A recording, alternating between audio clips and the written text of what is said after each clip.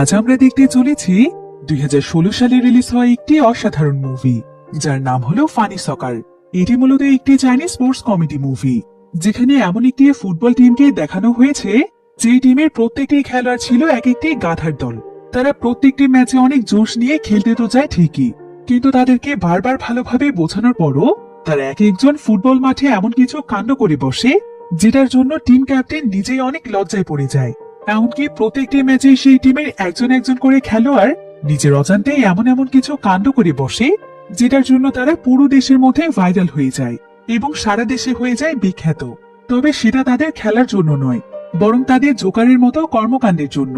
তবে তাদের team captain মনে প্রাণে চাইতো তাদের সবাইকে সাথে নিয়ে শক্তিশালী একটি ফুটবল টিম তৈরি করতে, যাতে করে তারা দেশ সেরা ফুটবল টিমে পরিণত হতে পারে। কিন্তু শেষ পর্যন্ত সে কি এই গাধার দলকে মানুষ করতে পেরেছিল? আর সবাইকে সাথে নিয়ে সে কি তার টিমকে দেশ সেরা ফুটবল টিমে পরিণত করতে পেরেছিল? সেটাই আমরা দেখব এই মুভিটিতে। তাহলে চলুন ঘুরে আসা যাক মজাদার এক ফুটবল টিমের গল্প থেকে। তো গল্পটি শুরু হয় চায়নার একটি শহরে, যেখানে আমরা একটি ফুটবল টিমকে দেখতে পাই। এই টিমে যতগুলো খেলোয়াড় ছিল, তাদের কোচ এখানে এক এক করে তাদের প্রত্যেকেরই চুল টানছিল। এখানে আমাদেরকে বলা হয় যে একটি গবেষণায় দেখা গিয়েছে মানুষের মাথার চুল টানার মাধ্যমেই নাকি মানুষের সর্বোচ্চ ক্ষমতা যাচাই করা যায়। এরপর আমাদেরকে ভিক্টোরি ফুটবল ক্লাব নামক একটি ক্লাবের কথা বলা হয়। একসময় এই ক্লাবটি খুবই মর্যাদাপূর্ণ অবস্থানে থাকলেও বর্তমানে ক্লাবটির অবস্থা খুবই খারাপ। বাজে ম্যানেজমেন্টের কারণে ক্লাবের আর্থিক অবস্থা অনেক বেশি শোচনীয় হয়ে পড়েছে। এজন্য এখন ক্লাবের ভালো ভালো খেলোয়াড়দেরকে অন্য ক্লাবে বিক্রি করতে হচ্ছে। অর্থাৎ এই ক্লাবটি এখন তার সমস্ত জৌলুস হারিয়ে একদম নিঃস্ব। যদিও এই ক্লাবটি এবার ভিন্ন ধর্মী এক রেকর্ড করেছে, আর সেটা হলো 0 গোল 0 উইন এবং 0 পয়েন্টের রেকর্ড। এরপর আমাদের ভিক্টোরি দলের খেলোয়াড়দের সঙ্গে পরিচয় করিয়ে দেওয়া হয়। তো এই খেলোয়াড়দের মধ্যে প্রথম জনের নাম হচ্ছে বিগ হেড। এটা মূলত তার নাম নয়, তবে সে সকলের কাছে এই নামেই পরিচিত। অবশ্য সে আসলে বেশি পরিচিত তার মেজাজের কারণে। প্রচন্ড মাথা গরমের জন্য একটি সিজনে 25টি লাল কার্ড পেয়ে সে গিনিস বুকে নাম লিখিয়েছে, কারণ এতগুলো লাল কার্ড আজ পর্যন্ত কেউই পায়নি। তবে তার পরের জন্য কিন্তু কম যায় না, সেও গিনিস বুকে নাম লিখিয়েছে, আর সেটা হলো বিশ্বের সবচাইতে লম্বা ফুটবলার হিসেবে। আর অতিরিক্ত লম্বা হওয়ার কারণে তাকে সবাই লিটল ড্রাগন বলে ডাকে। তবে তার সমস্যা হলো সে প্রায় সময় ইনজুরিতে পড়ে। এর পরের জন খেলোয়াড়ের নাম হচ্ছে পিবি বা প্রিটি বয়। আর তার এই নাম দেওয়ার কারণ হচ্ছে তার সাজসজ্জার দিকে যতটা মনোযোগ, ফুটবলের দিকে ততটা না। সে সবসময় নিজেকে পরিপাটি রাখতেই ব্যস্ত থাকে। এর পরের জনের নাম হচ্ছে ফ্যাটি। ফুটবল খেলা যেন ফ্যাটির রক্তে মিশে আছে। তবে ফুটবল ফ্যাটির জানপ্রাণ হলেও স্বাস্থ্যগত কারণে সে অল্পতেই অনেক হাঁপিয়ে যায়, তাই ফুটবল খেলায় সে খুব একটা ভালো পারফর্ম করতে পারে না। এরপর আমরা ন্যান নামক একটি মেয়েকে দেখতে পাই। যদিও ন্যান ভিক্টোরি দলের কোনো খেলোয়াড় ছিল না, কিন্তু এই দলের অনেক বড় একটি অংশের সঙ্গে সে জুড়ে আছে, কারণ সেই ছিল এই ভিক্টোরি দলের একমাত্র ভক্ত। ভিক্টোরি দল হারুক অথবা জিতুক, সে সবসময় এই দলেরই সাথে থাকে। তো সবার শেষে আমাদেরকে পরিচয় করিয়ে দেওয়া হয় ক্যাপ্টেন স্যাম নামক একজন ব্যক্তির সঙ্গে। স্যামের বয়স ছিল 38 বছর। তবে এই স্যামই হলো ভিক্টোরি দলের সবচাইতে বড় শক্তি। সে এক সময় জাতীয় দলের খেলোয়াড় ছিল। এরপর আমাদেরকে ভিক্টোরি দলের বর্তমান অবস্থা সম্পর্কে জানানো হয়। একটানা প্রায় কয়েক মাস সময় হতে চলেছে। এই টিমের আর্থিক অবস্থা এতই খারাপ যে টিমের কেউই এখন বেতন পায় না। সেই সাথে কয়েক মাস ধরে বিদ্যুৎ বিল, পানির বিল দিতে না পারায় ধীরে ধীরে এক এক করে তাদের ক্লাব রুমের বিদ্যুৎ এবং পানির সংযোগ বিচ্ছিন্ন করে দেওয়া হয়েছে। তো তারা যখন এই সমস্ত বিষয় নিয়ে চিন্তিত ছিল, তখন সেখানে শাওলি নামক একটি মেয়ে ছুটে আসে। শাওলি হলো এই ক্লাবের চেয়ারম্যান। তো শাওলি এখানে বলে যে সে খবর পেয়েছে তাদের কোচ নাকি বাসে চড়ে চলে যাচ্ছে। কিন্তু এই কথা শুনে খেলোয়াড়রা একদম অবাক হয়ে যায়। তারা কোনো কিছু বুঝে ওঠার আগে শাওলি দৌড়ে সেখান থেকে বেরিয়ে যায়, আর সে সেই বাসের পিছু পিছু দৌড়তে থাকে। আর সৌভাগ্যবশত বাসটি একসময় একটি জায়গাতে গিয়ে থামে। এই সুযোগে শাওলি তাড়াতাড়ি করে বাসের মধ্যে চড়ে সোজা গিয়ে কোচের গালে অনেক জোরে একটি চড় বসিয়ে দেয়। তারপর সে জিজ্ঞাসা করে, আপনি পুরো টিমকে ছেড়ে কিভাবে পালিয়ে যাচ্ছেন? আপনি কি ভুলে গিয়েছেন যে টিমের প্রত্যেকটি খেলোয়াড় আপনাকে কতটা সম্মান করে? আর আপনি কিনা আমাদের কাউকে কোনো কিছু না জানিয়ে পালিয়ে যাচ্ছেন? টিমের খারাপ সময়ে যদি আপনি পাশে না থাকেন, তবে আপনি কেমন কোচ? তার উপর আবার আমার বাবা আপনার জন্য কি কি করেছে সেটাও ভুলে গিয়েছেন। কিন্তু কোচ এখানে তার এই সমস্ত কথার কোনো জবাব দেয় না। তাই শাওলি তখন মন খারাপ করে বাস থেকে নেমে যায়। এরপর আমরা একটি অ্যাড এজেন্সি কোম্পানিকে দেখতে পাই। এই কোম্পানির একজন কর্মী ছিল লি নামক একজন ব্যক্তি। সে নতুন লঞ্চ হওয়া আইসক্রিমের জন্য একটি বিজ্ঞাপন তৈরি করেছে, কিন্তু তার এই বিজ্ঞাপনটি এতটাই বাজে হয়েছে যে কোম্পানির বস লিগে প্রচন্ড রকমের বকাঝকা করে বের করে দেয়। এরপর বস জুন নামক একজন ব্যক্তিকে তার তৈরি বিজ্ঞাপনটিও দেখাতে বলে, আর জুন এখানে অনেক আত্মবিশ্বাসের সাথে তার কাজ দেখাতে থাকে। এরপর আমরা আবারও ভিক্টোরি দলকে দেখতে পাই। তাদের সমস্ত দামি দামি জিনিস একে একে বিক্রি হয়ে যাচ্ছে। তারা সবাই তাদের ভবিষ্যৎ নিয়ে অনেক বেশি চিন্তিত, কারণ এই টিমের ভবিষ্যৎ বলতে তারা আর কিছুই দেখতে পাচ্ছে না। তখন স্যাম তাদের সবাইকে বলে, এই দুঃসময়ে আমাদের সবাইকে একসঙ্গে থাকা উচিত। নিশ্চয়ই চেয়ারম্যান শাওলি আমাদের জন্য কিছু না কিছু একটা উপায় বের করে ছাড়বে। এরপর তারা শাওলির কাছে যাওয়ার জন্য বের হয়। তবে এমন সময় তারা দেখতে পায় যে শাওলির মতো কেউ একজন খুব অদ্ভুত ভঙ্গিতে দাঁড়িয়ে আছে।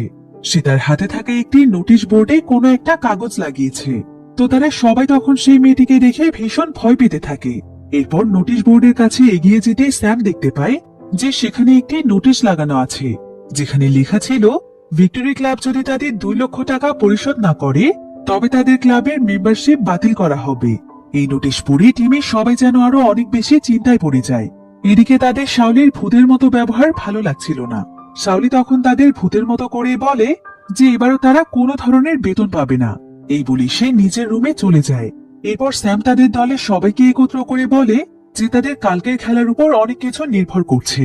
কাল তাদেরকে ভালোভাবে খেলতেই হবে, আর যদি তারা এই খেলাতে ভালো পারফর্ম করতে পারে তবে হয়তো তারা আস্তে আস্তে একটু ভালো পর্যায়ে পৌঁছতে পারবে। আর কিছু টাকা জোগাড় হয়ে গেলে তারা তাদের ক্লাবটিকে আবারও নতুন করে গড়বে। কিন্তু কাল যে তারা খেলবে সেটার জন্য তাদের কাছে খেলার কোনো সরঞ্জাম নেই, আর তাদের হাতে তো কোনো টাকা নেই। এখন তারা এই সরঞ্জামগুলো কিভাবে জোগাড় করবে? স্যাম তখন তাদের সবার সঙ্গে মিলে একটি প্ল্যান করে। এরপর তারা সবাই মিলে স্যামের বুদ্ধিতে তাদের পাশে থাকা একটি কনস্ট্রাকশন সাইটে চলে যায়, যেখান থেকে তারা খুবই সাবধানতার সাথে লোহা চুরি করে আনে। তবে এমন সময় সেখানে একজন সিকিউরিটি চলে আসে, কিন্তু ফ্যাটি এসে কোনো মতে সিকিউরিটিকে সামলে নেয়। আসলে এই কনস্ট্রাকশন সাইটটির মালিকই হলো ফ্যাটির পরিবার, তাই তার কথায় সিকিউরিটি আর কিছুই বলে না। তো এবার তাদের লোহা চুরি করা শেষ হলে তারা একটি শপে সেই লোহাগুলোকে বিক্রি করে সেই টাকা দিয়ে কোনো মতে তাদের খেলার সরঞ্জাম কিনে ফেলে এবং কালকের ম্যাচের জন্য প্রস্তুতি নিতে থাকে। এরপর আমরা আবারও লি নামক সেই ব্যক্তিটিকে দেখতে পাই, যে কিনা একটি অ্যাড এজেন্সিতে কাজ করত। তো লি এখানে তার ছেলেকে নিয়ে ছোট্ট একটি দোকানে খেতে এসেছে। লি বর্তমানে সিঙ্গেল, তার ওয়াইফের সঙ্গে তার অনেকদিন আগে ডিভোর্স হয়ে গিয়েছে, আর তার ছেলে তার ওয়াইফের সঙ্গেই থাকে। তবে লিকে তার ছেলের ভরণ পোষণের জন্য প্রতি মাসেই টাকা দিতে হয়, তবে লি প্রায় সময় সেটা দিতে পারে না। তো আজ তার ছেলে তার কাছে পিৎজা খাওয়ার জন্য বাহানা করলেও সে পিৎজা না দিয়ে তাকে রামেন খেতে দেয়। আসলে তার কাছে টাকা কম থাকায় সে পিৎজার বদলে তাকে রামেন খেতে দিয়েছে। সেখানে তার ছেলেকে বলে যে এখানকার পিৎজা নাকি একদমই মজা নয়, বরং এখানকার রামেন নাকি খুবই টেস্টি। কিন্তু ঠিক এমন সময় সেখানে লিয়ের ওয়াইফ চলে আসে, আর সে লিকে প্রচন্ড রকমের বকাঝকা করে তার ছেলেকে জাঙ্ক ফুড খেতে দেওয়ার জন্য। তবে বেচারা লিয়ার কি বা করবে, কারণ জাঙ্ক ফুডই এখানকার সবচাইতে সস্তায় পাওয়া যায়। এরপর লিয়ের ওয়াইফ তাকে বলে তার ছেলের ভরণ পোষণের জন্য এই মাসে টাকা কোথায়। লি তখন সঙ্গে সঙ্গেই তাকে টাকা দেয়। এরপর তার ওয়াইফ তাকে বলে তুমি এ মাসেও প্রায় 2000 টাকা কম দিয়েছো, এমন করলে কিন্তু আমি কোর্টে গিয়ে কমপ্লেন করব। তবে লি তাকে কোনো মতে মানিয়ে নিতে বলে এবং তার কাছ থেকে উল্টো কোনো মতে 500 টাকা ধার নেয়। এরপর তার ওয়াইফ রাগান্বিত হয়ে তার ছেলেকে নিয়ে সেখান থেকে চলে যায়। এদিকে লি এবার তার মোবাইলে নিউজ পড়তে থাকে, যেখানে ভিক্টোরি ক্লাবের ব্যাপারেও একটি নিউজ ছিল। নিউজটি পড়ে লি জানতে পারে যে ভিক্টোরি ক্লাব এখনো পুরোপুরি ভাবে দেউলিয়া হয়নি, তারা এখনো খেলে যাচ্ছে। নিউজটি দেখে সে বলে ওঠে যে এটাই হলো তার জন্য মোক্ষম সুযোগ। এর পরের দৃশ্যে আমরা লিকে ক্লাবের প্র্যাকটিস সেশনে দেখতে পাই। লি এখানে বলে যে সে তাদের ক্লাবের চেয়ারম্যান শাওলির সঙ্গে দেখা করতে চায়। শাওলির জন্য তার কাছে একটি ব্যবসায়িক প্রস্তাব রয়েছে। একথা শুনে সবাই বেশ খুশি হয়ে যায়। তারা মনে মনে ভাবে যে লি হয়তো তাদের জন্য স্পন্সর নিয়ে এসেছে, তাই তারা লিকে খুবই সম্মানের সাথে ভেতরে নিয়ে যায়। আর শাওলিও লিকে দেখে বেশ খুশি হয় এবং বলে যে তাদের বর্তমান অবস্থা যাই হোক, কিন্তু তাদের 60 বছরের পুরনো গৌরবের একটি ইতিহাস আছে। লি তখন বলে সে যাই হোক, বর্তমানে তাদের সবাই এক একজন জঞ্জাল ছাড়া আর কিছুই না। একথা শুনে সঙ্গে সঙ্গে শাওলি রেগে যায়। তবে সবচাইতে বেশি রেগে যায় তাদের টিমের প্লেয়ার বিগ হেড, কারণ তার তো আবার সামান্য বিষয়ে রেগে যাওয়ার রেকর্ড আছে। সে সঙ্গে সঙ্গে লির কলার ধরে তখনই লিকে বের করে দিতে চায় যে তাদের অবস্থা যতই খারাপ হোক না কেন বাহিরের মানুষের কাছ থেকে সে এসব কিছু শুনতে চাচ্ছে না। এই বলেই তাকে মারধর করে বের করে দেয়া হয়। এরপর শাওলি মন খারাপ করে তাদের ক্লাবের পুরনো ট্রফিগুলো দেখছিল। এরপর শাওলি স্যামকে জিজ্ঞাসা করে যে এই ট্রফিগুলো বিক্রি করলে কত টাকা পাওয়া যেতে পারে। স্যাম তখন তাকে বলে এগুলো বিক্রি করলে আর কত টাকাই বা পাওয়া যাবে, এগুলো সামান্য লোহা দিয়ে তৈরি, তাই এগুলো বিক্রি করলে খুব একটা টাকা পাওয়া যাবে না। যদিও এগুলোর মূল্য আমাদের কাছে পৃথিবীর সমস্ত জিনিসের চাইতে বেশি। তো এখানে তাদের টিম শেষ যে ট্রফিটি পেয়েছিল সেটাও পেয়েছিল আজ থেকে প্রায় 14 বছর আগে। তবে সেবার তাদের চ্যাম্পিয়ন হওয়ার কথা ছিল, কিন্তু স্যামের একটু ভুলের জন্য তারা রানার্স আপ হয়। আর এরপর থেকে তাদের খারাপ দিন শুরু। এসব কথা মনে পড়লে স্যামের অনেক মন খারাপ হয়ে যায়। তবে ঠিক এমন সময় তারা লক্ষ্য করে যে তাদের ক্লাবের অফিসের আলো এবং পানি ফিরে এসেছে। এতে তারা প্রচন্ড রকমের অবাক হয়ে ভাবতে থাকে যে এটা কিভাবে সম্ভব, তাদের এই সমস্ত বিল কে পরিশোধ করেছে। তখন দেখা যায় গাড়ি ভর্তি খেলার সরঞ্জাম নিয়ে লি সেখানে দাঁড়িয়ে আছে। এরপর লি এখানে তাদেরকে বলে আপনাদের সমস্ত বিল আমি পরিশোধ করেছি এবং এই খেলার সরঞ্জামও আমি নিয়ে এসেছি। সেই সাথে আগামী 3 মাস পর্যন্ত আপনাদের সমস্ত খরচ আমি বহন করব। আমার মনে হচ্ছে হয়তো আগামীকালের ম্যাচটি আপনাদের শেষ ম্যাচ হবে, কিন্তু তারপরে আপনাদেরকে খেলা চালিয়ে যেতে হবে। আর শেষ মুহূর্ত পর্যন্ত আমি আপনাদেরকে সাপোর্ট করে যাব। তবে এর বিনিময়ে সে শুধু তাদের সঙ্গে থাকতে চায়। কিন্তু একথা শুনে তারা সবাই অনেক দ্বিধাদ্বন্দ্বে পড়ে যায়, কারণ তারা বুঝতে পারছিল না যে লিয়ের আসলে মতলবটা কি। স্যাম তখন লিকে জিজ্ঞাসা করে আচ্ছা আপনার উদ্দেশ্যটা কি সেটা বলুন তো, আপনি বিনা কারণে কেন আমাদের খরচ বহন করতে যাবেন। লি তখন তাকে বলে দয়া করে আপাতত আমাকে কোনো পরিকল্পনার কথা জিজ্ঞাসা করবেন না, আপনারা শুধু আমার উপর একটু বিশ্বাস রাখুন, নিশ্চয়ই আমরা সবাই মিলে ভালো কিছু করব। স্যাম তখন তাকে বলে যে সে যা কিছুই করুক না কেন সে যেন শুধুমাত্র এইটুকু মনে রাখে যে তার একটি ফুটবল ক্লাব, তাই তাদের ফুটবল খেলায় যেন কোনো রকমের বাধা না আসে। লি তখন বলে যে স্যাম তার দল নিয়ে একদম নিশ্চিত থাকতে পারে। এরপর আমরা একটি ম্যাচ চলতে দেখি। লি এখানে তার অফিসের বসকেও এই ম্যাচটি দেখাতে নিয়ে আসে। আমরা দেখতে পাই যে ম্যাচ অলরেডি শুরু হয়ে গিয়েছে। সবাই খেলা নিয়ে একদম ব্যস্ত হয়ে পড়ে। এই খেলাটি আসলে ভিক্টোরি ক্লাবের সঙ্গেই হচ্ছিল, আর তাদের টিমের গোলকিপার ছিল ফ্যাটি। তবে অদ্ভুত ব্যাপার হচ্ছে যে ফ্যাটি এখানে বল না আটকে বসে বসে আইসক্রিম খাচ্ছিল, যেটা দেখে সবাই খুবই অবাক হয়ে যায়। তবে এখানে আমরা জানতে পারি যে এই খেলাটি আসলে একটি আইসক্রিমের বিজ্ঞাপন ছিল। যে বিজ্ঞাপনের জন্য লি তার বসের কাছে বকা খেয়েছে, এখন সেই আইসক্রিমের বিজ্ঞাপন সে অন্যভাবে তৈরি করতে চাইছিল। আর সেটা দেখার জন্যই সে তার বসকে এখানে নিয়ে এসেছে, যাতে করে তার বস তার প্রতি ইমপ্রেস হয়ে যায়। অর্থাৎ লি এর পরিকল্পনায় ছিল এই দলটিকে দিয়ে একটি বিজ্ঞাপন তৈরি করা। তো লি তার পরিকল্পনা অনুযায়ী বিজ্ঞাপন তৈরি করে যখনই সেটাকে পাবলিশ করে দেয়, তখন রাতারাতি এই বিজ্ঞাপনটি একদম ভাইরাল হয়ে যায়। সবখানে বিজ্ঞাপনটি ছড়িয়ে পড়লে সবাই ফ্যাটিকে নিয়ে হাসাহাসি করতে থাকে। এটা ফ্যাটিও মুহূর্তের মধ্যেই ভাইরাল হয়ে যায়। তবে তার কাছে এই খ্যাতি একেবারেই পছন্দ হয় না। সে সবার কাছে যেন একজন জোকারে পরিণত হয়ে যায়। এমনকি লজ্জায় সে মুখে কাপড় বেঁধে চলতে থাকে, যাতে করে কেউ তাকে চিনতে না পারে। খেলোয়াড়রাও এতে বেশ রেগে যায়। তাদের এই রাগটা গিয়ে পড়ে সোজা শাওলির উপর। তারা শাওলিকে বলে যে এই বিজ্ঞাপনের ব্যাপারে কিছু একটা করতে, আর তাদের পাওনা বেতন তাদেরকে বুঝিয়ে দিতে। লিজে তাদেরকে নিয়ে এমন একটি পরিকল্পনা করেছে এটা কি সে জানতো না? ফ্যাটি তো লজ্জায় কাউকে মুখে দেখাতে পারছে না। তবে এমন সময় সেখানে লি আসে, আর সে এসে বিখ্যাত সব খেলোয়াড়দের ছবি দেখায় এবং বলে আপনারা যে বিখ্যাত খেলোয়াড়দের ছবি দেখতে পাচ্ছেন তারা কিভাবে বিখ্যাত হয়েছে জানেন? শুধুমাত্র বিজ্ঞাপনের জন্য। তারা সবসময় তাদের শরীরে বিজ্ঞাপন নিয়ে চলাফেরা করে, তাদের জার্সিতে সবসময় বিজ্ঞাপন থাকে।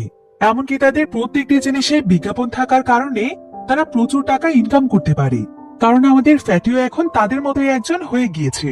এই বলে লি ফ্যাটির হাতে বেশ কিছু টাকা তুলে দেয় এবং বলে যে এগুলো হলো বিজ্ঞাপন থেকে ফ্যাটির ইনকাম। এখানে টাকা পেয়ে ফ্যাটি এবার বেশ খুশি হয়ে যায়, আর বাকিরাও এতে অনেক খুশি হয়। এরপর লি বলে যে ফ্যাটির এই বিজ্ঞাপন দেখে আরো অনেকেই তার কাছে বিজ্ঞাপনের জন্য আবেদন করেছে, তাই ফ্যাটি চাইলে এখন থেকে বিজ্ঞাপনে কাজ করে অনেক টাকা ইনকাম করতে পারবে। একথা শুনে টিমের সবাই অনেক খুশি হলেও স্যাম কেন যেন একদমই খুশি ছিল না। এরপর লি বলে যে ফ্যাটির কাছে বিজ্ঞাপন তৈরি করার জন্য নাকি অনেক মানুষ আসবে। স্যাম তখন এখানে বলে যে তারা সন্ধ্যা 6টা পর্যন্ত অপেক্ষা করবে, এর বেশি সময় তারা কারোর জন্যই অপেক্ষা করতে পারবে না। লি তখন তাতেই রাজি হয়। এরপর দেখা যায় প্রায় অনেকক্ষণ সময় অপেক্ষা করার পরও সেখানে কেউ আসে না। এবার 6টা বাজতে যখন আর 1 মিনিট বাকি, তখন স্যাম লিকে চলে যেতে বলে, কিন্তু বাকিরা লিকে যেতে দিতে রাজি ছিল না। শাওলি তখন জিজ্ঞাসা করে তারা এখানে কিসের জন্য অপেক্ষা করছে? স্যাম বলে তারা বিজ্ঞাপনদাতাদের ফোন করার অপেক্ষা করছে। শাওলি তখন বলে ফোন তো অনেক আগে থেকেই ডেট, কারণ তারা ফোনের বিল দেয়নি। এছাড়াও দরজা ভেতর থেকে বন্ধ করা, কেউ এখানে এলেও তো ভেতরে আসতে পারবে না। একথা শুনে তারা সবাই ছুটে বাহিরে যায় আর দেখতে পায় অসংখ্য বিজ্ঞাপনদাতারা তাদের পণ্য নিয়ে ভিক্টোরি ক্লাবের জন্য অপেক্ষা করছে। তারা সবাই এতে বেশ খুশি হয়ে যায় আর বুঝতে পারে যে তাদের সুদিন আসতে আর বেশি বাকি নেই। তো ভিক্টোরি টিমের সবাই যখন পরের ম্যাচটি খেলছিল, আমরা দেখতে পাই যে তাদের সবার জার্সিতে বিভিন্ন কোম্পানির লোগো লাগানো আছে। তারা বিভিন্ন কোম্পানির বিজ্ঞাপন মাঠে করতে থাকে। যেমন শ্যাম্পুর বিজ্ঞাপনের জন্য মাঠের মাঝখানে পেরে শ্যাম্পু করতে থাকে। কেউ কেউ তো আবার মাথায় উইগ লাগিয়ে এসেছে চুলের জেলের বিজ্ঞাপনের জন্য। কেউ ফেস মাস্ক লাগিয়ে এসেছে মাস্কের বিজ্ঞাপনের জন্য। এখানে দেখা যায় তারা জার্সির মধ্যে একটি ফোন নাম্বার লিখে রেখেছে, যেটা একটি ডেলিভারি কোম্পানির ফোন নাম্বার। এভাবে তাদের বিভিন্ন বিজ্ঞাপনের প্রচারণা চলতে থাকে। তবে তারা এই ম্যাচে 7-0 গোলে হেরে গেলেও তাদের টাকা আসতে থাকে আর দলের সবাই এতেই বেশ খুশি। এভাবেই দেখতে দেখতে তাদের টিমের অবস্থান এমন একটি জায়গাতে এসে দাঁড়ায় যে তাদের জার্সির মধ্যে আর কোনো বিজ্ঞাপন লাগানোর জায়গায় থাকে না। এমনকি জামা প্যান্ট সহ সব জায়গাতে লোগো দিয়ে ভর্তি। আর এবারেও ম্যাচের শেষে তারা হেরে গিয়ে হেসে হেসে একটি চকলেট কোম্পানির গান গাইতে থাকে। তবে স্যামের কাছে এই বিষয়গুলো খুবই বিরক্ত লাগছিল, কিন্তু সে কিছুই বলে না। স্যাম শুধুমাত্র তাদের খেলা দিয়ে সকলের কাছে খ্যাতি অর্জন করতে চায়। কিন্তু তার পুরো টিম খেলার বাইরে কোনো কোচ না এনে, এমনকি ফুটবল খেলা না শিখে মাঠের ভেতর খেলতে খেলতে কিভাবে বিজ্ঞাপনের জন্য অভিনয় করতে পারবে সেই বিষয়ে ট্রেনিং দিতে থাকে। এবং কিভাবে ব্যথা না পেয়েও ইনজুরির অভিনয় করতে হবে সবকিছুই তারা খুব ভালোভাবেই শিখতে থাকে। আর এই সমস্ত ব্যাপারে মাঠে তারা তাদের দক্ষতা দেখাতে থাকে। আর তাদের এই সমস্ত কর্মকাণ্ডে দেখা যায় খেলার চাইতে তাদের অভিনয়ের দক্ষতাই ভালো আছে। তাদের ট্রেনার তাদেরকে শেখায় তারা যখনই মাঠে ইনজুরি হবে তখন তারা যেন ক্যামেরার সামনে এসে ইনজুরি হয়। আর তার কথা মতোই ব্রিকহেড ঘুরে ঘুরে ক্যামেরার সামনে গিয়েই ব্যথা পাওয়ার ভান করতে থাকে। আর তাদের এই সমস্ত কর্মকাণ্ড যত দেখে ততই বিরক্ত হয় স্যাম। এবার কিছুদিনের মধ্যেই ভিক্টোরি ক্লাবের টিমের ব্যস্ততা আরো অনেক বেশি বেড়ে যায়। লিয়ের কাছে এই টিমের জন্য একের পর এক বিজ্ঞাপন আসতে থাকে। আর লিয়ের সঙ্গে এখন সবসময় শাওলি থাকে। শাওলির আচার আচরণ দেখে মনে হয় যে সে লিকে কিছুটা পছন্দ করে, তবে বলতে পারছে না। লিয়ের যত্ন নেওয়া, তাকে কফি তৈরি করে দেয়া কিংবা খাবার খাওয়ার পর তার মুখ মুছে দেয়া, এই সমস্ত কাজগুলো শাওলি করে। তবে ব্যাপারগুলো লিয়ের কাছেও বেশ ভালোই লাগে। অন্যদিকে খেলার ব্যাপারে ভিক্টোরি দলের খুব একটা উন্নতি দেখা যায় না। তাদের সব মনোযোগ তো এখন বিজ্ঞাপনের দিকে। তো আজকের ম্যাচে বিরোধী দল যখন গোল করতে যাবে তখনই তারা গাড়ির বিজ্ঞাপনের জন্য একটি গাড়ি নিয়ে সোজা তারা মাঠের মাঝখানে চলে আসে। তাদের উপর অন্যান্য খেলোয়াড়রা প্রচন্ড রকমের ক্ষিপ্ত হয়ে যায়। তবে তাদের কারোই সেদিকে মাথা ব্যথা ছিল না, কারণ এগুলো করার জন্য তারা তো মোটা অঙ্কের টাকা পাচ্ছে। কিন্তু তাদেরকে নিয়ে আলোচনা সমালোচনা কম হয় না। এদিকে নিউজ পেপারে তাদেরকে নিয়ে লেখা হতে থাকে। আর এজেন্সি থেকে তাদের যত ধরনের বকেয়া বিল ছিল সেই সমস্ত বিলগুলো পরিশোধ করে দেওয়া হয়। সেই সাথে তাদের জন্য একটি সুসজ্জিত ড্রেসিং রুম আর চেয়ার লিডারের ব্যবস্থা করে দেওয়া হয়, যেটা দেখে তারা সবাই তো বিশ্বাসই করতে পারছিল না। তবে সবকিছুতে তারা অনেক খুশি ছিল, তাই তারা সেখানে অনেক আনন্দ ফুর্তি করতে থাকে। শাওলি এখানে লিগে বলে যে লি তাদের এই ক্লাবের জন্য অনেক কিছু করেছে। তার সঙ্গে দেখা হওয়ার পর থেকে তাদের ভাগ্য বদলে গিয়েছে, তাই সে তাকে কিছু একটা দিতে চায়। লি তো ভীষণ খুশি হয়ে চোখ বন্ধ করে ফেলে। তবে লি যেটা ভেবেছিল তেমন কিছুই নয়, বরং শাওলি তাকে একটি নতুন চশমা উপহার দেয়। এরপর তারা দুজন দুজনের কাছাকাছি আসতেই যাবে, কিন্তু এমন সময় সেখানে ফ্যাটি চলে আসে। তারা এতে নিজেদেরকে সামলে নেয়। এবার এখানে বিঘেট এসে বলে যে তারা দুজন চাইলে পার্সোনাল সময় কাটাতে পারে, তারা সবাই এখান থেকে চলে যাবে। কিন্তু শাওলি এতে লজ্জা পেয়ে সে নিজেই চলে যায়। এদিকে দেখা যায় লিয়ের অফিসেও তার অবস্থা এখন বেশ ভালো। তার বস এখন তার উপর খুবই খুশি, কারণ এই মাসে সবচাইতে বেশি পরিমাণে বিজ্ঞাপন লির মাধ্যমে তাদের কোম্পানি তৈরি করতে পেরেছে। তাই কোম্পানির বস লিয়ের জন্য প্রমোশনের ব্যবস্থা করে। তবে কোম্পানিতে লিয়ের প্রতিদ্বন্দ্বী জুন নামক যে ব্যক্তিটি ছিল সে যেন কিছুতেই লিয়ের এই সফলতা মেনে নিতে পারছিল না। তবে জুনের সঙ্গে আরো একজন আছে যার কাছে লিয়ের এই সমস্ত ব্যাপারগুলো মোটেও ভালো লাগছিল না, সেটা হচ্ছে স্যাম। কারণ লিয়ের জন্যই তার টিমের প্রত্যেকটি খেলোয়াড়রা কমার্শিয়াল অভিনেতা হয়ে যাচ্ছে। সে তার টিমের সবাইকে এই বিষয়টি বোঝানোর চেষ্টা করে, কিন্তু কিছুতেই কোনো লাভ হয় না। স্যামে তখন তাদের সেই পুরনো ফুটবল টিমটির কথা মনে পড়তে থাকে, যেটা খুবই পরিপাটি না হলেও তা দিয়ে অন্তত তারা একসময় খেলার চেষ্টা করত। তাদের মধ্যে জেতার এক ধরনের আক্ষেপ ছিল, এমনকি তাদের বন্ডিংও অনেক ভালো ছিল। এবার পরের ম্যাচে দেখা যায় যে প্রতি ম্যাচের মতো এই ম্যাচেও তারা খারাপ খেলে অনেক হই হুল্লোড় করতে থাকে। তাদের যে একমাত্র ফ্যান ন্যান ছিল, সেও এখানে তাদের টিমের জন্য চিয়ার করছিল। এরপর হঠাৎ করে ন্যান লক্ষ্য করে যে স্যাম মাঠের মধ্যে চুপচাপ মন খারাপ করে বসে আছে। কিন্তু ন্যান এটা বুঝতে পারছিল না যে টিমের সবাই এতটা আনন্দ ফুর্তি করলেও টিমের ক্যাপ্টেন স্যাম কেন এইভাবে মন খারাপ করে বসে আছে। ন্যান তখন স্যামের একটি ছবি তোলে। এবার পরের দিন দেখা যায় বাকি খেলোয়াড়দের কোনো খবর নেই, তারা আসলে প্রেস কনফারেন্স কিংবা বিভিন্ন প্রোগ্রামে অ্যাটেন্ড করছে। শাওলি তখন স্যামকে জিজ্ঞাসা করে টিমের বাকিরা কোথায় গিয়েছে। স্যাম বলে কেউ আসেনি, ইদানিং তারা আর প্র্যাকটিস করতে আসে না, তারা তো তাদের বিজ্ঞাপন নিয়ে ব্যস্ত। শাওলি তখন রেগে গিয়ে বলে যে সে এক্ষুনি সবাইকে ডেকে নিয়ে আসবে, বিজ্ঞাপন করতে গিয়ে কি তারা খেলা ছেড়ে দেবে? কিন্তু স্যাম বলে সেটার আর কোনো প্রয়োজন নেই। এরপর দেখা যায় টিমের বাকি সবাই লিয়ের সঙ্গে আনন্দ ফুর্তি করতে করতে এখানে চলে আসে। শাওলি তখন তাদেরকে ডেকে জিজ্ঞাসা করে যে এতক্ষণ তোমরা কোথায় ছিলে, বেশ কিছুদিন ধরে প্র্যাকটিস করতে তোমরা কেন আসছো না? তাছাড়া কালই তো তাদের একটি ম্যাচ আছে, ম্যাচের আগের দিন কোন টিমের খেলোয়াড়রা এভাবে ঘুরে বেড়ায়? তারা তখন বলে যে প্রেস কনফারেন্স শেষ করতে তাদের একটু দেরি হয়ে গিয়েছে। লি তখন শাওলিকে একপাশে নিয়ে বলে যে প্র্যাকটিস সেশনে চাইতে তাদের এই ধরনের প্রেস কনফারেন্সে যাওয়াটা বেশি জরুরি, কারণ এমনিতেও তো তারা খুব একটা ভালো খেলতে পারে না, তাই এসব জায়গাতে অ্যাটেন্ড করলে তারা অনেক টাকা কামাতে পারবে। আজও তো তাদের প্রত্যেকে একটি করে নতুন মোবাইল ফোন দেয়া হয়েছে। শাওলি তখন অবাক হয়ে বলে তুমি এসব কে বলছো? লি বলে আমি সত্যি কথাই বলছি, তারা কেউ আর এখন মানুষের কাছে ফুটবল খেলোয়াড় হিসেবে পরিচিত নেই, তারা সবাই এখন বিনোদন দেওয়ার এক একটি জোকার, সবাই তাদেরকে সেভাবেই ট্রিট করছে। কিন্তু একথা শুনে স্যাম প্রচন্ড রেগে যায় আর বলে যে সে কোন সাহসে তার টিম মেম্বারদেরকে জোকার বলছে, এত বড় অপমান করার সাহস সে কোথায় পেয়েছে। লিও এবার বেশ রেগে যায় আর বলে যে সে কাকে অপমান বলছে, অপমানের মানে কি সে জানে? নতুন গাড়ি বাড়ি ফ্ল্যাট এই সবকিছুই কি তাহলে অপমান? এরপর লি তখন আরো বলে তুমি এত বড় বড় কথা কিভাবে বলছো স্যাম? তুমি কি ভুলে গিয়েছো আজ থেকে প্রায় 1 দশক আগে তোমার ভুলের কারণেই তোমাদের দল হেরে গিয়েছিল, আর তখন থেকেই তো ভিক্টোরি ক্লাবের অধপতন হয়েছে। স্যাম তখন বলে আমার সেই ভুলের জন্য আমার ভেতরে অপরাধবোধ রয়েছে, তাই তো আমি এতগুলো বছর ধরে চেষ্টা চালিয়ে যাচ্ছি আমার টিমের সবাইকে নিয়ে সফল হতে। তবে আসলে সত্যটা হলো স্যামের এখন অনেক বয়স হয়েছে, তাই তার মধ্যে আর আগের মতো এনার্জি নেই। এরপর লি তখন তাকে বলে তুমি তো তোমার নিজের পুরোটা জীবন নষ্ট করেছই, তুমি এতগুলো বছর ধরে কোনো কিছু করতে পেরেছো, আর এখন যখন তোমার টিমের সবাই উন্নতি করছে তখন তুমি সেগুলোকে অপমান বলছো। তুমি নিজের জীবনের মতো তাদের জীবনকেও ধ্বংস করতে চাইছো, তাই তোমার টিমের সবাই যে যেভাবে টাকা কামাতে চাচ্ছে তাদেরকে সেভাবেই কাজ করতে দেওয়া উচিত। লি এখানে চুপচাপ মাথা নিচু করে স্যামের এই সমস্ত কথা শুনছিল। এরপর সে তার টিমের দিকে তাকিয়ে দেখে যে তারাও এখানে চুপচাপ দাঁড়িয়ে আছে, তাই তারাও হয়তো লিয়ের সঙ্গে একমত। এই কারণে স্যাম আর কিছুই বলে না, সে চুপচাপ সেখান থেকে বেরিয়ে যায়।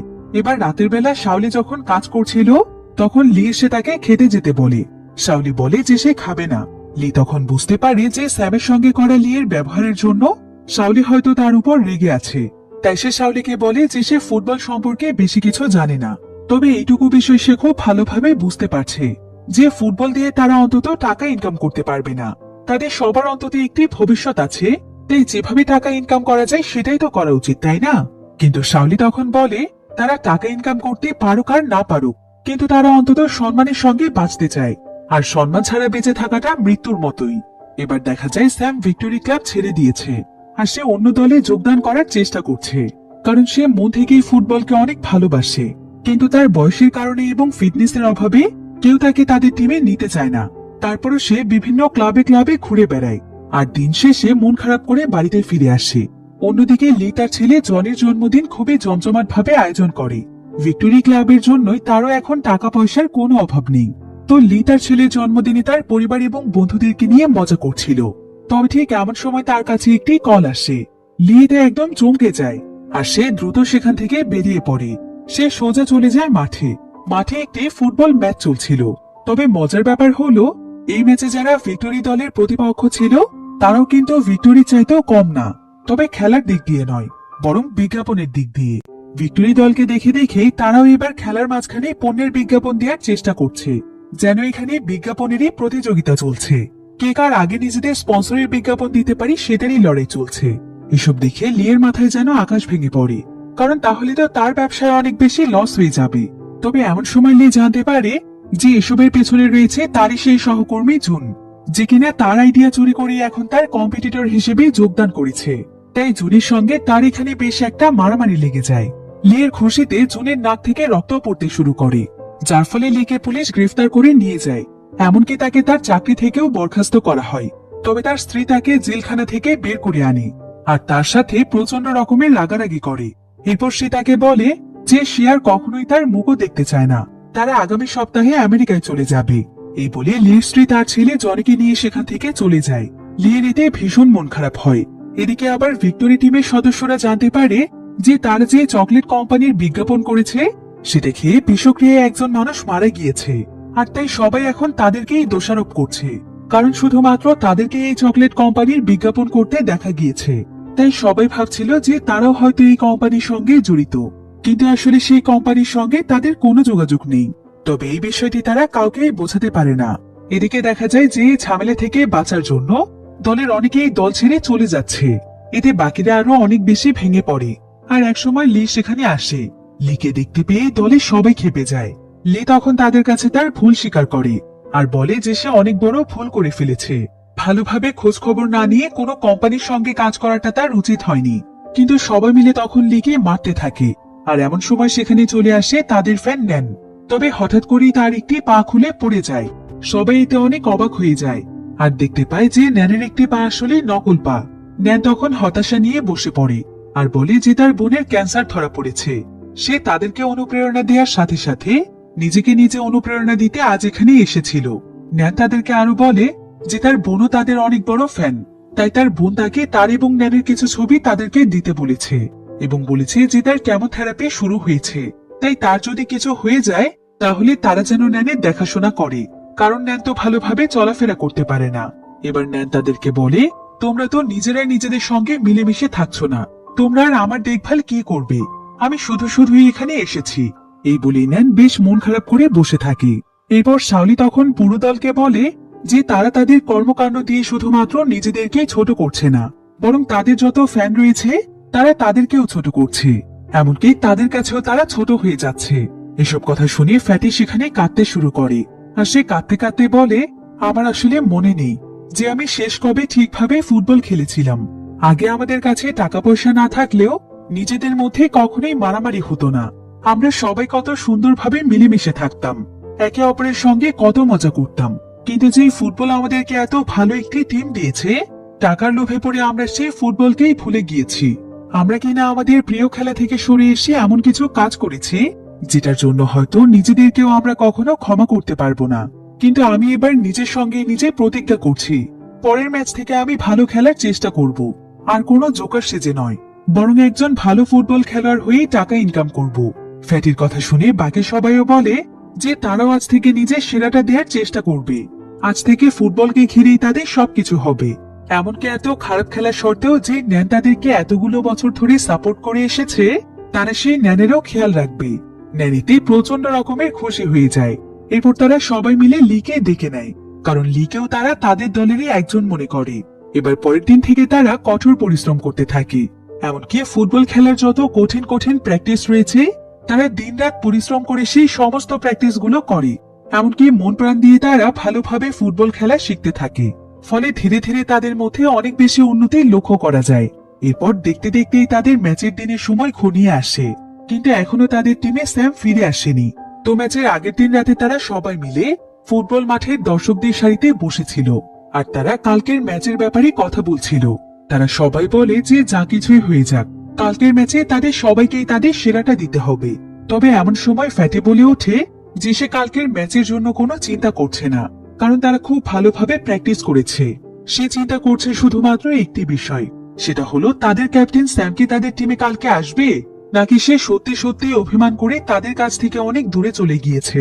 তার এই কথা শুনে তারা সবাই তার দিকে তাকায়, কিন্তু কেউ আর কোনো কথা বলে না। এবার পরের দিনই ছিল তাদের ম্যাচের দিন, আর এদিকে সকাল থেকে শাওলি স্যামের জন্য অপেক্ষা করছিল, কারণ তার বিশ্বাস ছিল যে স্যাম অবশ্যই ফিরে আসবে। কারণ এমন একটি দিনের জন্যই স্যাম অনেকদিন ধরেই স্বপ্ন দেখছিল। কিন্তু অনেক সময় পার হয়ে যাওয়ার পরও স্যাম সেখানে আসে না। তবে হঠাৎ করে দূরে তাদের জার্সি পরা কাউকে দেখা যায়। এতে শাওলি এবং টিমের সবাই অনেক এক্সাইটেড হয়ে যায়, কারণ তারা ভাবছিল যে স্যাম বুঝি চলে এসেছে। কিন্তু কিছুক্ষণ পরে তারা দেখতে পায় যে এটা আসলে স্যাম নয়, বরং লিও আজকে তাদের সঙ্গে খেলবে, তাই সে রেডি হয়ে এখানে এসেছে। লি এখানে তাদেরকে বলে, আমাকে দেখে অবাক হচ্ছ? স্যাম যেহেতু তোমাদের টিমে আসেনি, তাই একজন মানুষ কম রয়েছে। এই কারণে স্যামের পরিবর্তে আজকে আমি তোমাদের সঙ্গে খেলবো। কিন্তু শাওলি তাকে পরিষ্কারভাবে জানিয়ে দেয় যে এটা কখনোই সম্ভব নয়, কারণ সে তাদের দলের কোনো রেজিস্টার্ড খেলোয়াড় না। এ কথা শুনে লি অনেক মন খারাপ করে ফেলে। তবে এমন সময় ফ্যাটি বলে যে সে খবর পেয়েছে তার বাবার দোকানে নাকি স্যাম চাকরি করছে। এতে তারা সবাই অনেক খুশি হয়ে যায়, কারণ তারা অনেকদিন ধরেই স্যামের কোনো খোঁজ পাচ্ছিল না। তাই তারা ভাবছিল যে তাদের খেলার খবর শুনে স্যাম হয়তো ফিরে আসবে।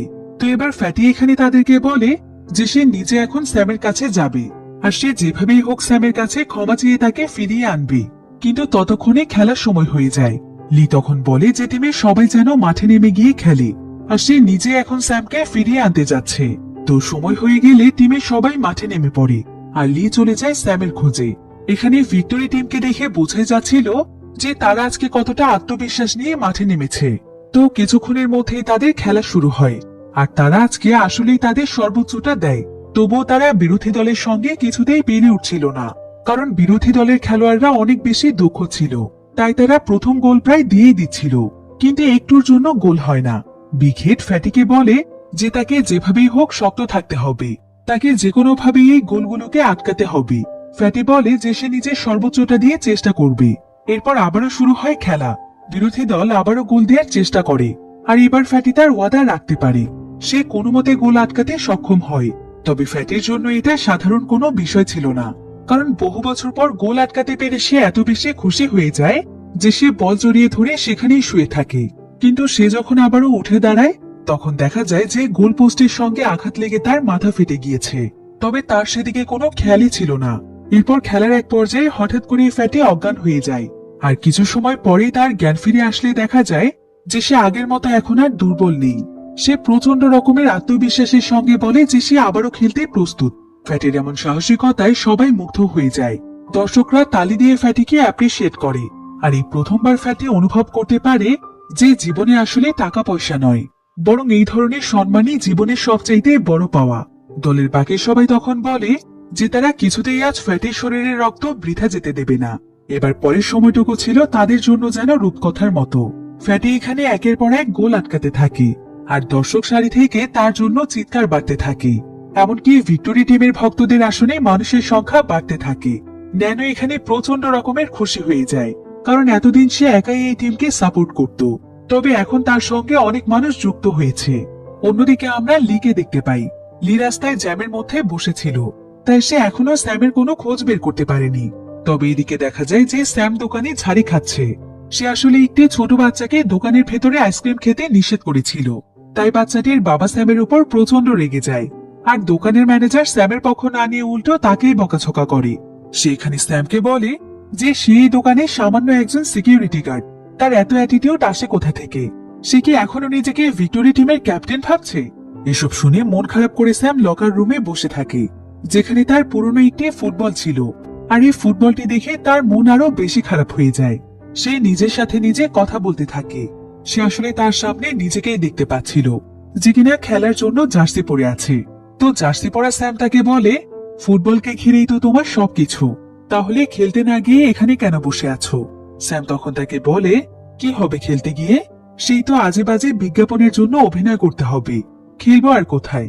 সে তখন স্যামকে বলে, তুমি তো এটা জানতে পেরেছ যে তোমার টিমে সবাই বদলে গিয়েছে, তারা আর আগের মতো নেই।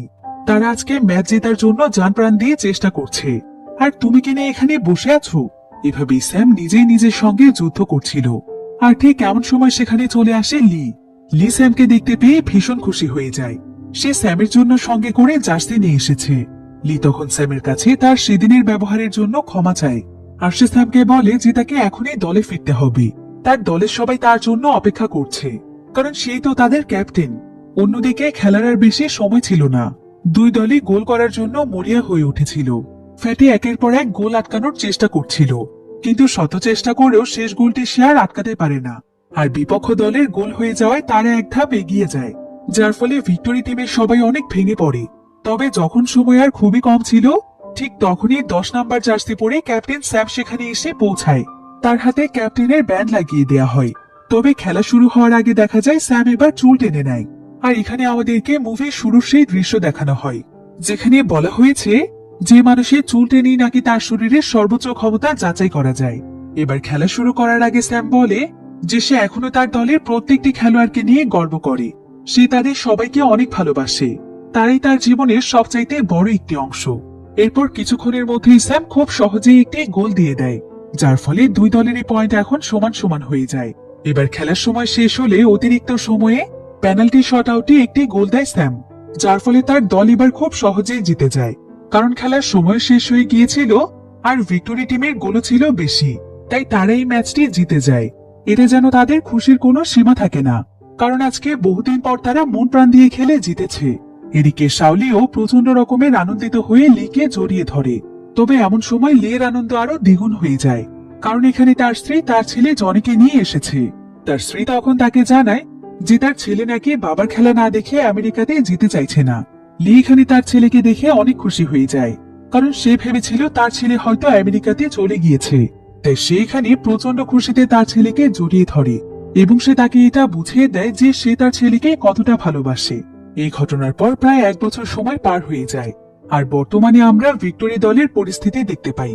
তারা এখন অনেক পপুলার একটি ফুটবল টিমে পরিণত হয়েছে। লি এখন ভিক্টোরি দলের ম্যানেজার। আর এখানে আমরা জানতে পারি যে লি এবং শাওলির বিয়ে হয়ে গিয়েছে। তারা দুজন দুজনকে ভালোবেসে বেশ সুখেই আছে। আর বয়স হয়ে যাওয়ার কারণে স্যাম এখন অবসরপ্রাপ্ত খেলোয়াড়, তাই স্যামের জায়গায় এখন ভিক্টোরি টিমের ক্যাপ্টেন হচ্ছে বিগ হেড। সে ক্যাপ্টেন হওয়ার পরও ভিক্টোরি টিম অনেকগুলো ট্রফি জিতেছে। আর ফ্যাটের পরিবার যেহেতু ধনী ছিল, তাই সে এখন তার বাবার ব্যবসার দিকেই নজর রাখছে। ফ্যাটের এখন টাকা পয়সার কোনো অভাব নেই, তাই সে এখন ভিক্টোরি দলের সবচাইতে বড় ইনভেস্টর। এদিকে পিবি যেহেতু দেখতে অনেক হ্যান্ডসাম ছিল, তাই বিভিন্ন ধরনের কোম্পানির কাছ থেকে সে চুল কিংবা স্কিন কেয়ার প্রোডাক্টের অ্যাম্বাসেডর হওয়ার কন্ট্রাক্ট পাচ্ছে। অন্যদিকে লিটল ড্রাগন তার উচ্চতার জন্য জাতীয় দলের অনেক বড় একটি বাস্কেটবল টিম থেকে অফার পেয়েছে।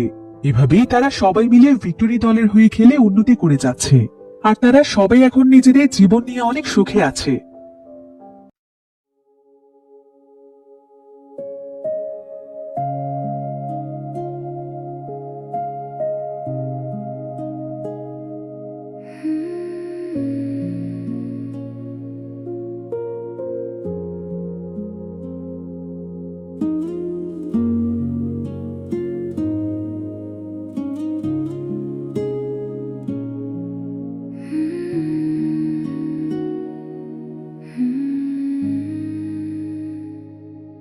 Morning fades beyond the hills, leaving traces soft and still.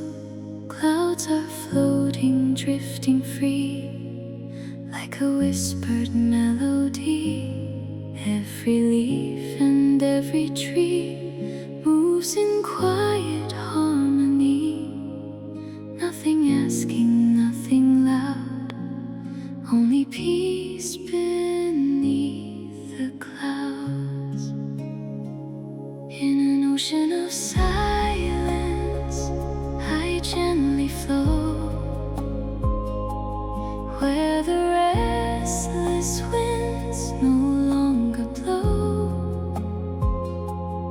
Like a feather on the water, I softly glide, with the moon and stars as my guide. In an ocean of silence, calm and deep, where the world slows down and dreams can sleep. Every breath becomes a light shining through in this peaceful ocean blue.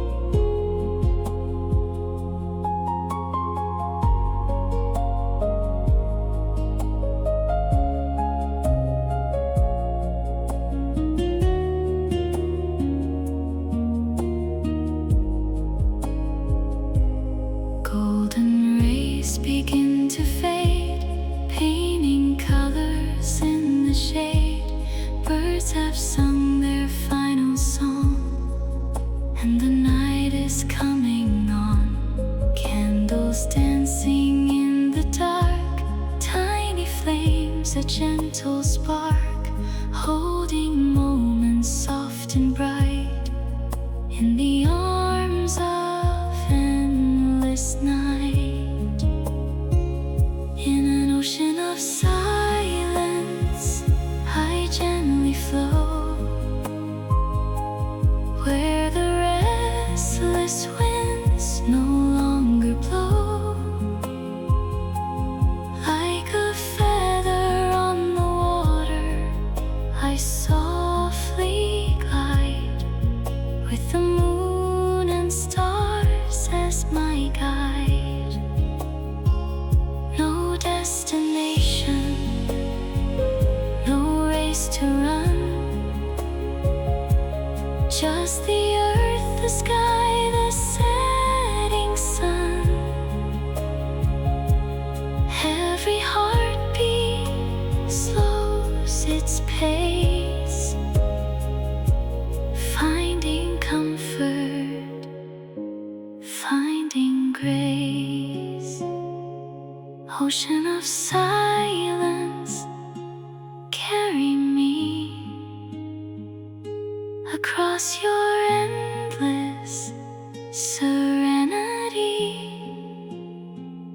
until the dawn begins anew. I'll rest inside your peaceful blue.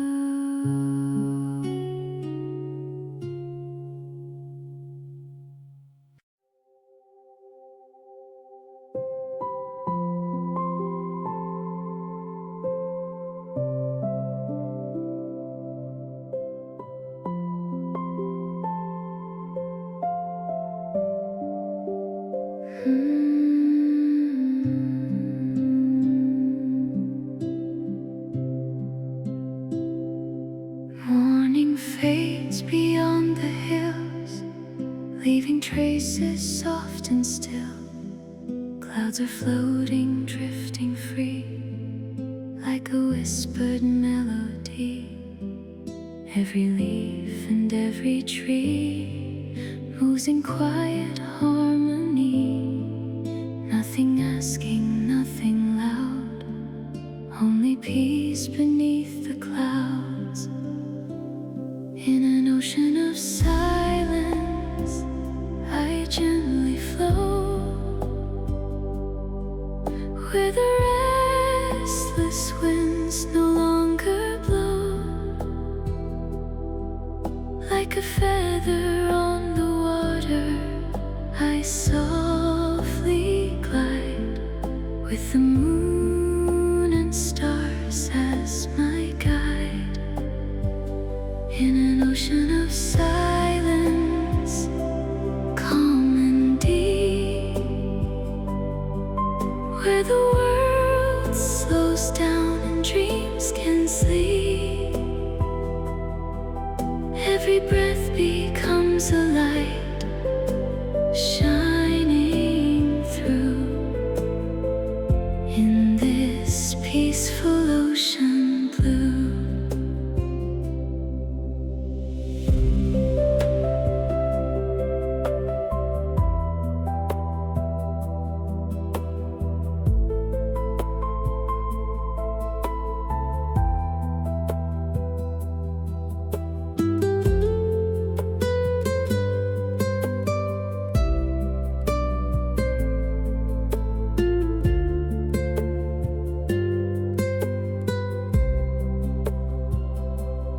Golden rays begin to fade, painting colors in the shade. Birds have sung their final song, and the night is coming on. Candles dancing in the dark, tiny flames, a gentle spark, holding moments soft and bright in the arms of endless night. In an ocean of silence, I gently flow,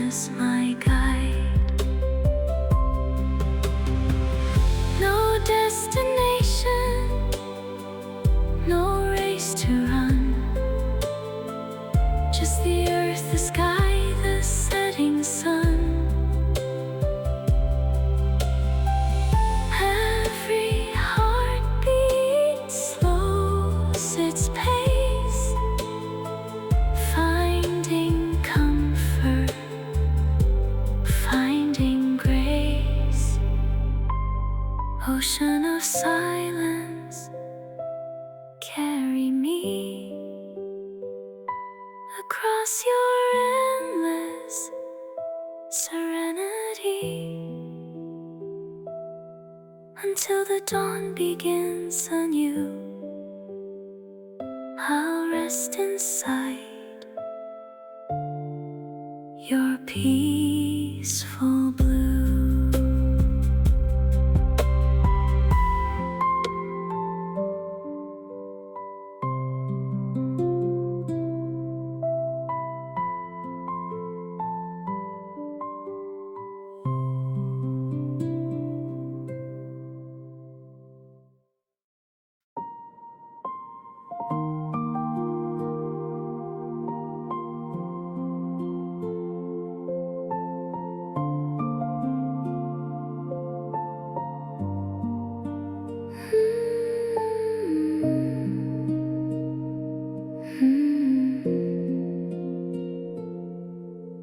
Close your eyes and breathe the night. Let the stars become your light. Leave the noise beyond the shore. You don't have to run anymore.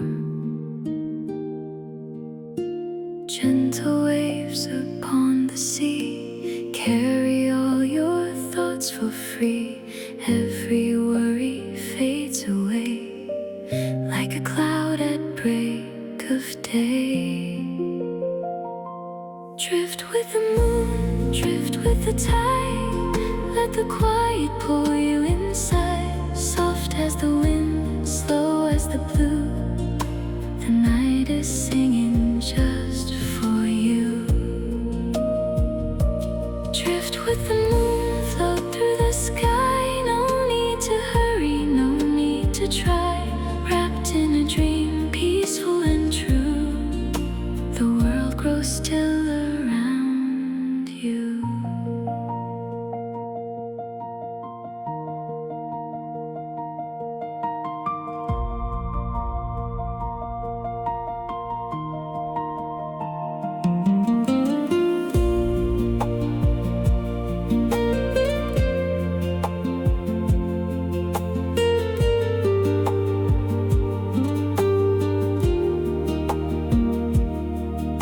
Silver rivers softly glow through the fields where wildflowers grow.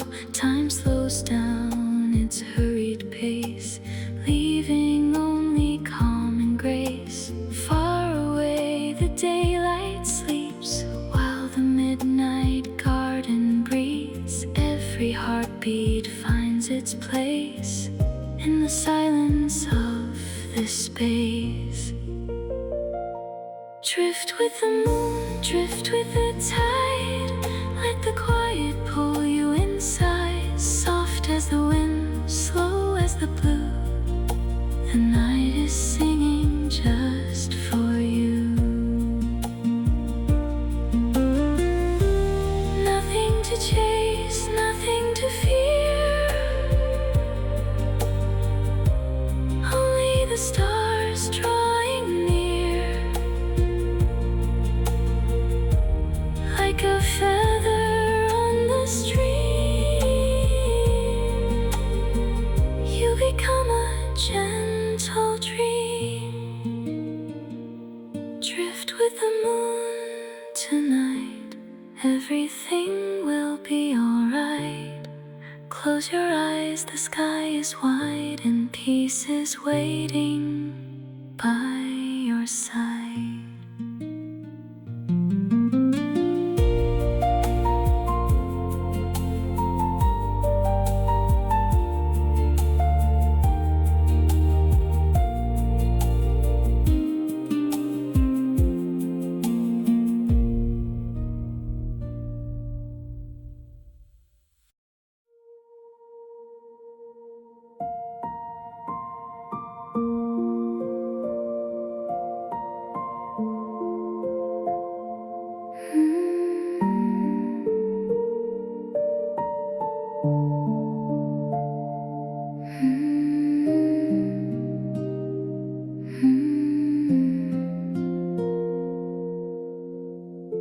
Close your eyes and breathe the night. Let the stars become your light. Leave the noise beyond shore. You don't have to run anymore. Gentle waves upon the sea carry all your thoughts for free. Every worry fades away like a cloud at break of day.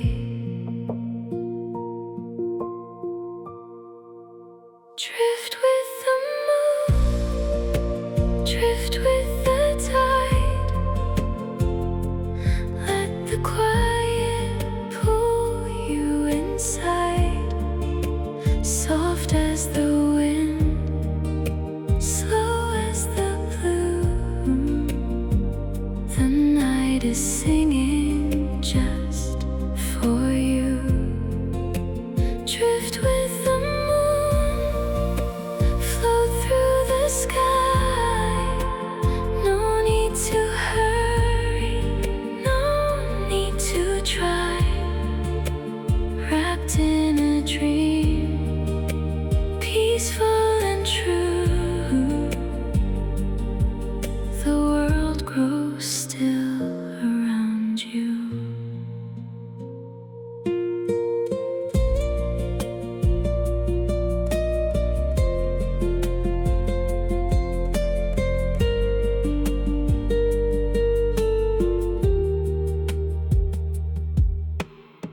Silver rivers softly glow through the fields where wildflowers grow. Time slows down its hurried pace, leaving only calm and grace. Far away the daylight sleeps, while the midnight garden breathes. Every heartbeat finds its place in the silence of this space. Drift with the moon, drift with the tide. Let the quiet pull you inside. Soft as the wind, slow as the blue. The night is singing just for you.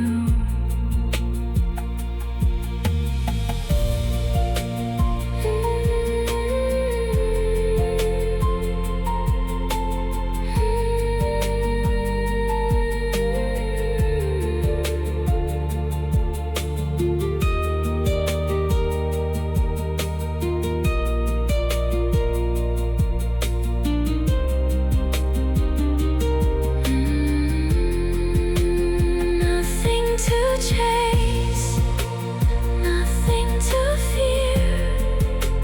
Only the stars drawing near. Like a feather on the stream, you become a gentle dream. Drift with the moon tonight. Everything will be alright. Close your eyes, the sky is white, and peace is waiting by your side.